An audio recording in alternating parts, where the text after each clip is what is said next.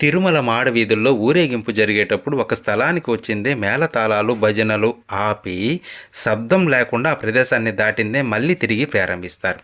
అలా ఎందుకు చేస్తారంటే పూర్వం 80 ఏండ్ల ఒక ముసలి అవ్వ శనగలు అమ్ముతూ ఉండేది మాడవీధుల్లో.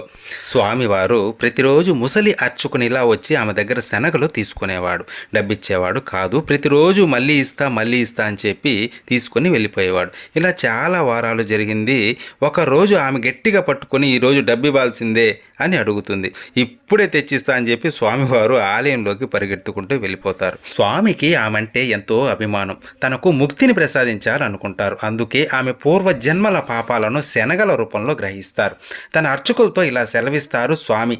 ఊరేగింపు జరిగేటప్పుడు ఆమె ఇంటి వద్దకు వచ్చింది, అందరూ నిశ్శబ్దాన్ని పాటించండి, లేకపోతే ఆమె బయటకు వచ్చి నన్ను పట్టుకుంటుంది అని చెప్పేవాళ్ళంట. కొద్ది రోజులకు ఆమె ముక్తిని పొందింది. కానీ నిశ్శబ్దం పాటించే సంప్రదాయం అప్పుడు పాటించే వాళ్ళు ఇప్పుడు పాటించడం లేదు.